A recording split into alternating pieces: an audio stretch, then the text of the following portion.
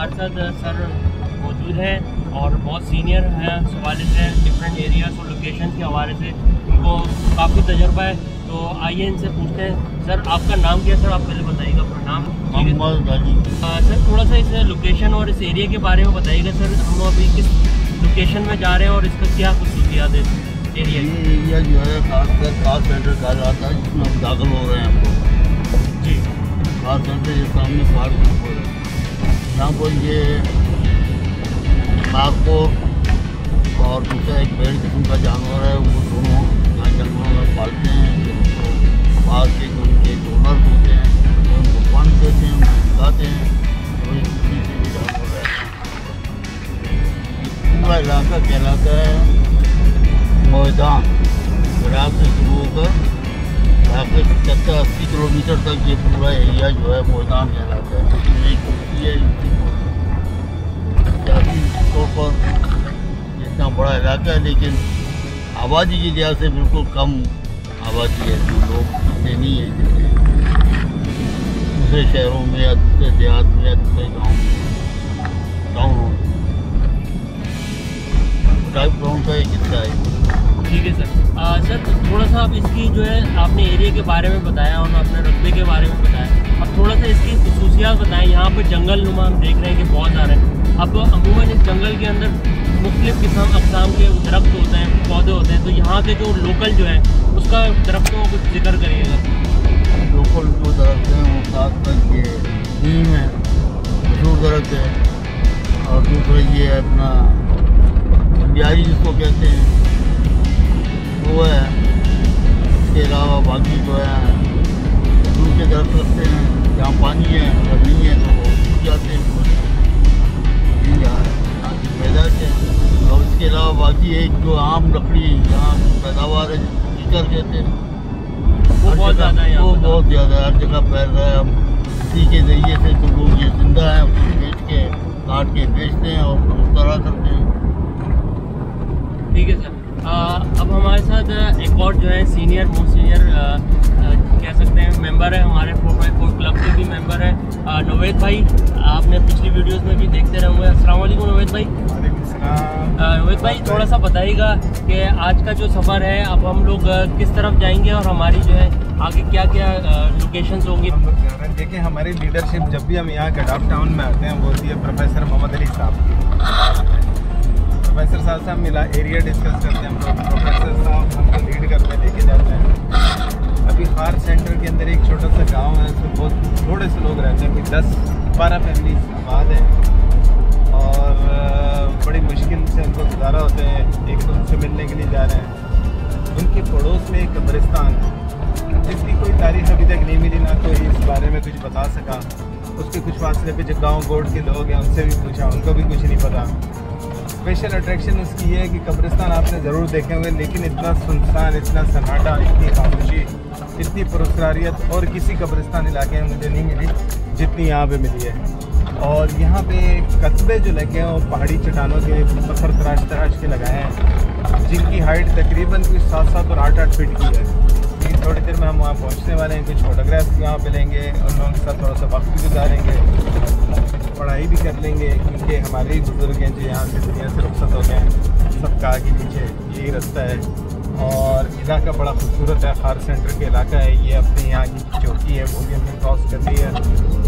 और दूसरी बात ये है यहाँ की जो चीज़ें हैं इसको नुकसान पहुँचाना मना होता है। वैसे भी इको टूरिज़्म में इसी बात को फोकस किया जाता है कि आप किसी चीज़ को नुकसान नहीं दें, बेहतरी कर सकते हैं कर लें, अपना गंद भी नहीं फैलाएं। वहाँ पे जाके कोई पत्थर दरख्त वगैरह तोड़ना, परिंदों को मारना, ये कोई अच्छी बात नहीं होती। परिंदों की तस्वीरें लेकर आएँ, परिंदों को दाना डाल के आएँ, उसके पानी का बंदोबस्त करें, क्योंकि परिंदे जानवर चलते फिरते भागते दौड़ते अच्छे लगते हैं। इकोसिस्टम इसी तरीके से जनरेट होता है। आबादी जहाँ बढ़ रही है वहाँ सबसे पहले दुश्मनी इनकी दरख्त से हो जाती है, काट के फेंक दिया जाता है। और इसलिए जो इन्वायरमेंटल प्रॉब्लम्स हो रही हैं और पॉल्यूशन बढ़ रही है, उसका मेन रीज़न ये भी है कि दरख्तों को बुरे तरीके से काटा जा रहा है। बाकी कब से आगे चल के कब्रिस्तान पे। ठीक है, थैंक यू। तो गाइस अभी हमारा सफ़र जारी है आगे की तरफ, और हमारे साथ जो है वो मोस्ट सीनियर जो है मामा जान भी हैं, जो कि हमारे स्पेशलिस्ट हैं डिफरेंट खाने बनाने के और चाय बनाने के हवाले से। और अनवर भाई आज है, पिछली वीडियो में आपने बहुत अरसे बाद हमारे एक पुराने मेंबर हैं अनवर भाई जो कि आए हैं, आपने लास्ट टाइम इनको हब की वीडियो में देखा होगा। तो आज हमें शर्फ हासिल हुआ है कि अनवर भाई भी हमारे जो है वो ट्रिप में शामिल हुए हैं। तो आगे की लोकेशंस में आपको दिखाता जाता हूँ और फिर आप इंजॉय करिएगा। देखते हैं वहाँ पहुँच के जो ऐसे है कि नवेद भाई ने बताया।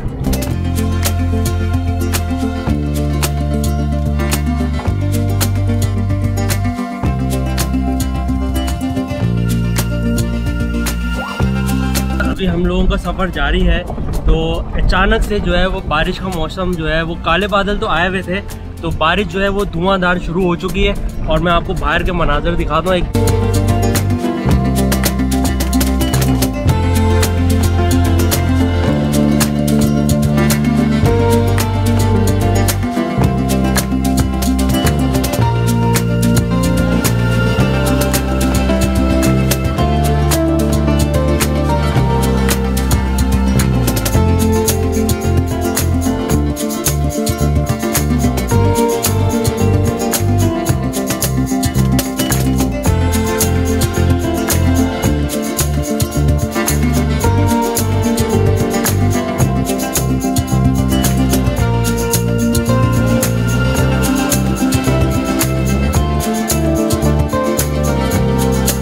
फाइनली उस लोकेशन पे पहुंच चुके हैं जो कि एक तरह का ग्रेवयार्ड है, और बहुत ही यानी कि जैसे कि आपने सुना नवेद भाई के ज़बानी के, ये बहुत ही पुराना ग्रेवयार्ड है। यहाँ पे जो लोग कब्र बनाते थे उस तरह की यहाँ पे कब्रिस्तान में ये कब्रें।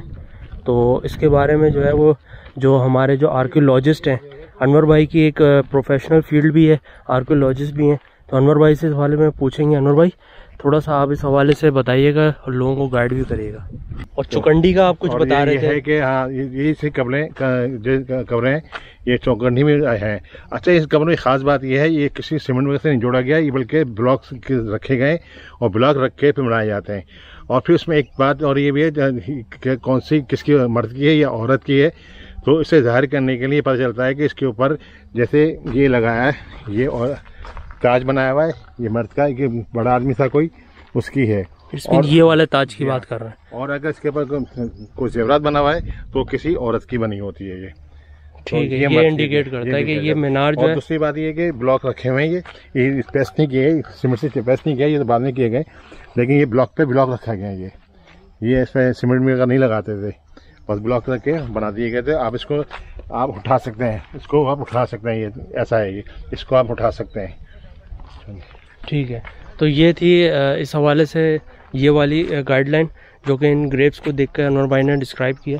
अब आगे चलते हैं और मज़ीद खबरें पुरानी उनको देखते हैं। हमारे साथ नवेद भाई मौजूद हैं।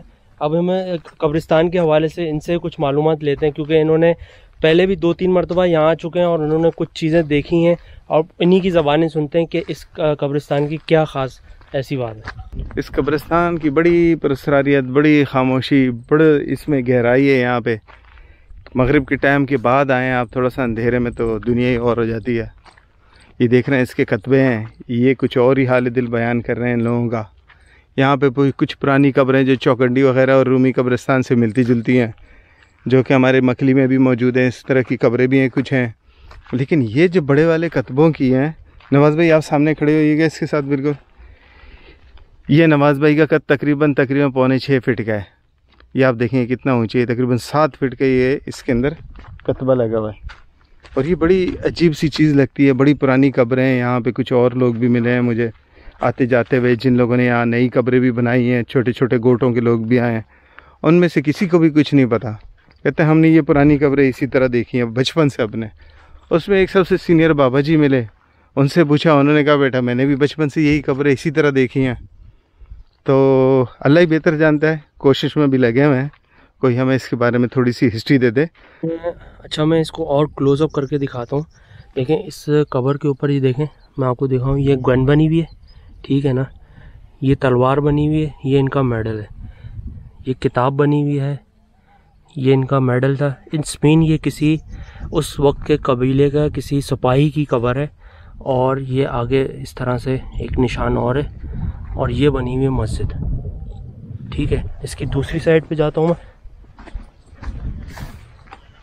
ये फूल बनाए गए हैं। ठीक है, फिर ये आगे एक मश्क बनाई गई है, ये तलवार है, ये कंघी है, ये फिर कोई एक बोतल का साइन है जो कि इंडिकेट करता है इट्स मीन कि ये पूरा सिपाही की कवर है, जो कि एंशिएंट ट्राइब के जो सिपाही होता होगा या कोई इस तरह का कबीले का कोई सरदार होता होगा या उसका गनमैन जिसे हम आज के दौर में कह सकते हैं, ये उनकी कवर हो सकती है। ये एक और ग्रेव है। अब इसकी ग्रेव की बनावट देखें, ये इस पे मस्जिद बनाई गई है। ये आप देख रहे हैं खाने, ये इस तरीके से बनाई जाती थी।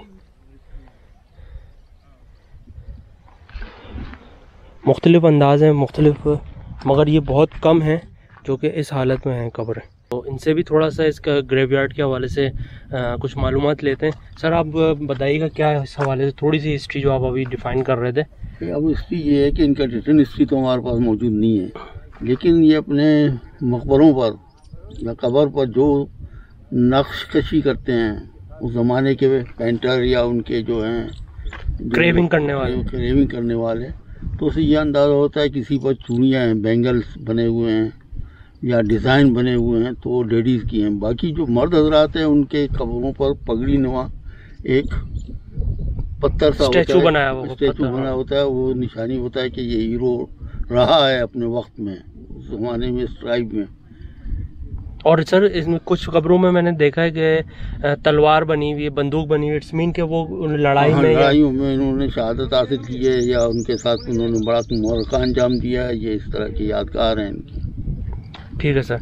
सो गाइस ये थी हमने तीनों लोगों से जो कि एक्सपीरियंस रखते थे, अपनी अपनी नॉलेज के हवाले से उन्होंने अपनी चीज़ें शेयर करी हैं और मालूमात शेयर करी। उम्मीद करता हूँ कि आपको ये मेरी वीडियो इन्फॉर्मेटिव वीडियो है। मुख्तलिफ जगहों पे मैं जाता हूँ, मगर ये जो जगह थी ये थोड़ी सी यूनिक थी। एक दुनिया का एक ख़ित्ता, और कह सकते हैं कि इस सिंध का, बलूचिस्तान के जो डिफरेंट एरियाज़ हैं जो कि अननोन है, उन लोगों को मैं एक्सप्लोर करता हूँ और दिखाता हूँ इन जगहों को। तो मेरी कोशिश होती है तो मैं आप अपने लेंस के, इस कैमरे के लेंस से मैं आप तक ये इन्फॉर्मेशन पहुँचाऊँ, एक्सपीरियंस लोगों की ज़बान।